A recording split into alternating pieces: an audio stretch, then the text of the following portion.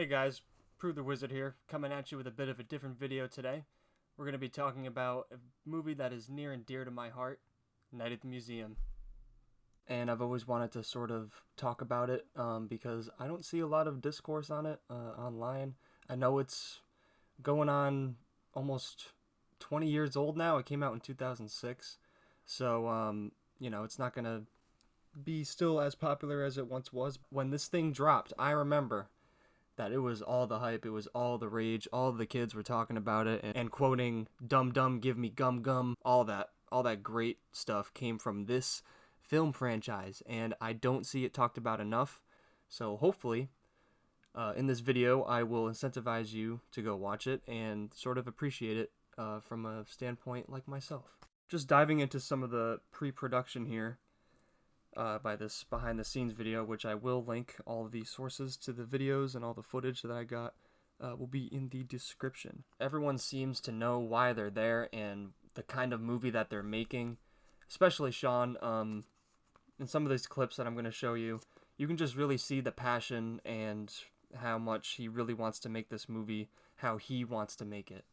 In the director's chair, we have Sean Levy, who's directed movies such as Big Fat Liar, Cheaper by the Dozen, Pink Panther reboot, Night at the Museum trilogy, Real Steel, 10 episodes of Stranger Things, and is directing Deadpool 3. He has a really good track record for comedy movies, and he's dabbled in action as well, blending the two often very well. In my opinion, he's one of the best directors out there for comedy. He's also personally one of my favorite directors. When we were casting this movie, I kind of went at it with the mindset of, let's not get a Robin Williams type. Let's not get an Owen Wilson type. Let's not get a Ben Stiller type. Let's get the real guys. I really targeted the top of the mountain. You end up with a cast with a range from Mickey Rooney to Dick Van Dyke to Robin Williams. It was a director's dream. Carrie, you just focus on the flag. Thank you. And Matthew, I want you really pounding your chest, very King Kong. Sean definitely has, I think, a very clear vision of what's going on and a love for actors. No way! Sean is the most energetic director I've ever worked with, the most energized person I think I've ever met. He's like the Energizer Bunny times 1,000 in terms of his energy. And I mean that in a good way. Also on the crew is legendary producer Chris Columbus, who famously worked on the first 3 Harry Potter films, and Fantastic Four, and one of my favorite movies of all time, Monkey Bone, which deserves a video.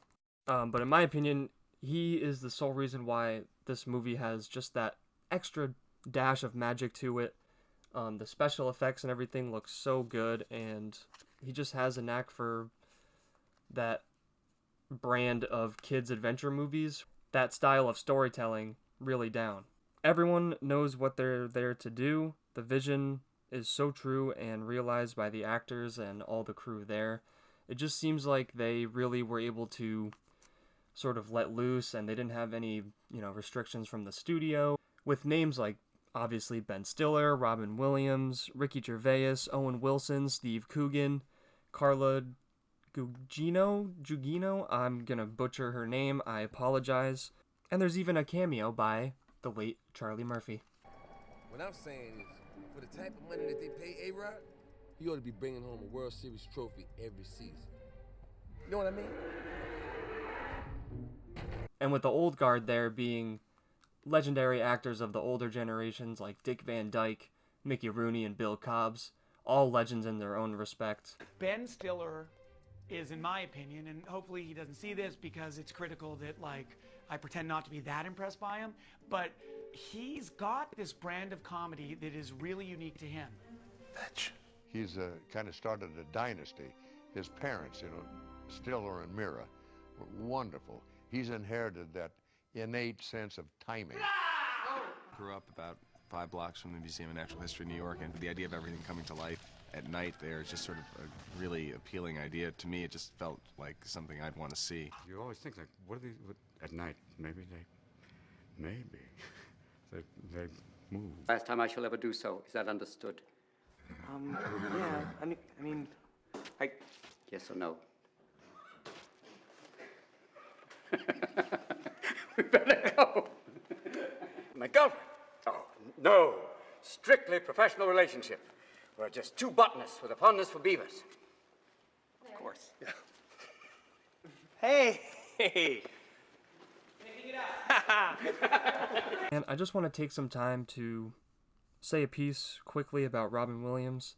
He's been a big part of my life and many others, of course. I grew up watching him, and most of his movies still resound with me to this day, like Dead Poet Society and Good Will Hunting. I still watch those movies almost every year, just for his performance alone.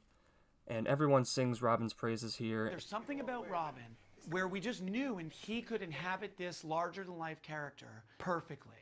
That's true. Teddy Roosevelt did those things. But I'm not Teddy. He's just so perfect for it and was so funny. Getting my bearings, taking a compass reading. I would never check her out. And that quick stream of consciousness he has a difficulty sticking to the script because ideas are popping in his head as he speaks. I think I hear the woolly mammoth. Bye. You're a mime. There's never been anybody like Robin and never will be again. This whole thing for me has been fun because it's like one long Halloween. And I come from San Francisco, and that has a great tradition. He has such a beautiful heart in this character as Teddy. You're worth saving, my dear. Watching him, you forget that that you're not watching Teddy Roosevelt somehow. Robin, you are still dearly missed to this day, and just seeing him in this movie or any other movie that I watch him in just brings me great joy every time because he just looks happy. He looks like he's having a great time. That always came through in whatever character he was playing, especially his more comedic roles. You could just tell that he was, doing what he loved to do.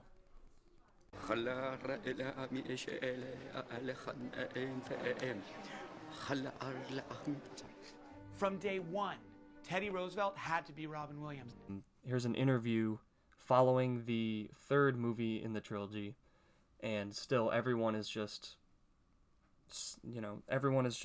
heartbroken by his loss, and they were just so thankful that they were able to work with him for the time that they did. And Night at the Museum 3 was actually Robin Williams' last on-screen performance, and when you know that and you watch the movie, it definitely seeps through a little bit through his character, but he still gives the most heartfelt performance throughout all three films, in my opinion. He is absolutely the heart and soul of these films, and his fictionalized version of Teddy Roosevelt is perfect, in my opinion. I've always loved his character. I've loved his pronunciations and his presence on screen. It's very loud, but reassuring at the same time. I have to ask you about Robin Williams. That first scene, or when we first saw him, it kind of took my breath away. Even before Robin's passing, that scene had a lot of people tearing up. And now, obviously, he's not with us. It has a depth. He was a genius, and he was always incredibly kind to everyone and made everybody feel as if they were an equal. With all that being said, we have a stacked crew, stacked cast. There's no way that this movie could fail. It was just a recipe for a great movie, and a great movie we got. Oh, I'm finding this so funny. Oh, come on. Come on. Come on. It's impossible. Oh, I'm finding it. 10 to the dozen if you want a battle of humor. Don't you try anything tough, Lunchbox. I once read.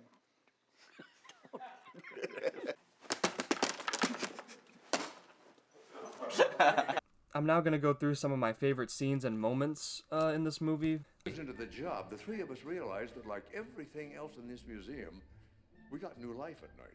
Sundown to sunrise, we felt young again. You can absolutely tell where some of the dialogue was improvised, like in this scene. I refuse to believe that Ricky Gervais stuck to the script at all. No. I don't want a battle of humor. No, you don't, because it'd be a bloodbath. Nothing funny about Little Bighorn. No. I find it about as funny as a fancist. It's not funny. okay? And I will not stand for this type of blatant... If I'm not clear, tell me. They also maybe allude to the fact that Larry and Rebecca may have a romantic relationship. They kind of do this to my man Larry throughout the trilogy. They sort of set up this love interest and then it never goes anywhere. So that is one complaint I have with the franchise. I wish they would, have a little bit of consistency for my man Larry there. Sort of backpacking off of the improv stuff. The entire Hun language that Attila and his crew speaks is completely made up. So this scene is completely improv.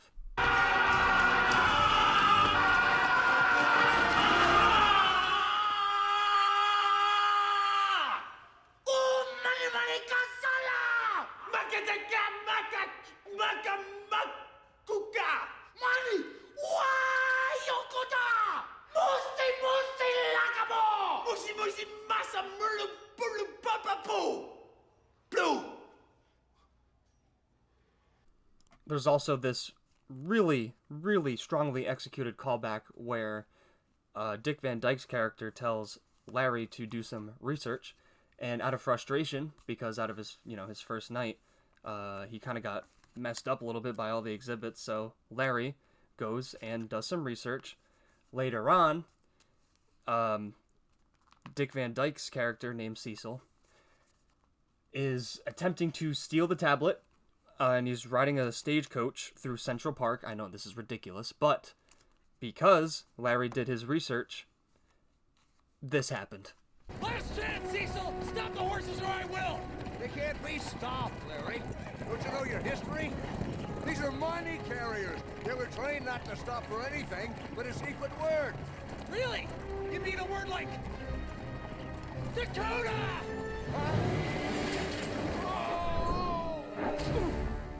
So after the final battle and everyone is sort of settled back in and everyone is accounted for, we get the iconic outro to this movie, which is, of course, the big party to September. This scene is iconic for many reasons, because you got the whole crew there. You got the exterior shot where the lights and everything is going, the music's going, so people from the outside can tell there's things going on at the museum. You got the song. I mean, the song is what makes this scene so iconic. Unfortunately, I am not going to play the audio from this scene because I do not want this video to get copyrighted by Earth, Wind, and Fire. Now, there is actually 3 more movies in this franchise, and I'm absolutely open to cover those too, because I certainly have strong opinions regarding the direction of the franchise and the groundwork that the live-action movies have put in. All 3 are regarded as great family adventure movies, and each one has absolutely destroyed at the box office. There is a 4th movie that was put out on Disney Plus called Night at the Museum, Rise of Akhman Ra. It brings back the second movie's villain. You know what? I'm getting way ahead of myself here. I'm going to have to cover that eventually because it just cherry picks part of the continuities from each of the movies. And yeah, I'm just going to have to make a video on that one eventually. Alright, and now I'm going to hit you with some rapid fire fun facts. This was Rami Malek's first movie. As I said before, the Hun language was completely improvised, as were most of the scenes and dialogue. A Day to Remember named a song after this movie. And Sean Levy also doubled as Rexy during the filming to get authentic reactions out of Ben Stiller. Overall, it's hard to deny the movie of the charm that it possesses.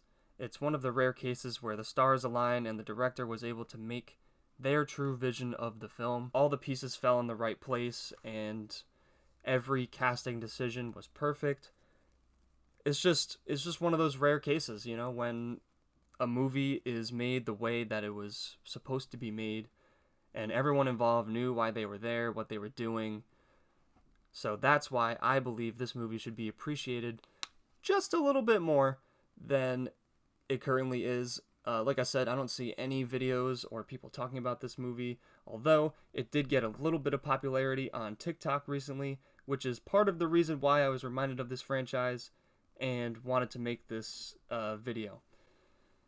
I would also like to cover the 2 other live-action movies in this franchise, and other movies as well. So if you enjoy this type of content from me, not just gaming and the whatnot, please let me know in the comment section. Let me know what I could have done better, or what other movies I should cover.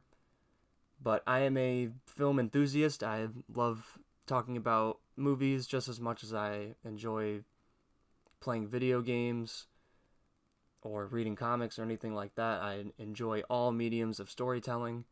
So, again, thank you so much for watching this. This was sort of a passion project for me.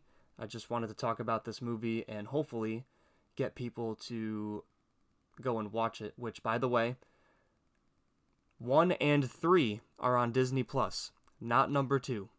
So do with that information what you will.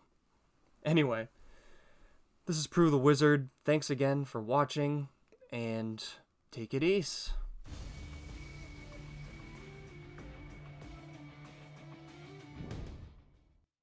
Chile, right? Chile, Chile, Chile. Willie the penguin. Chile, Willie the... Sorry.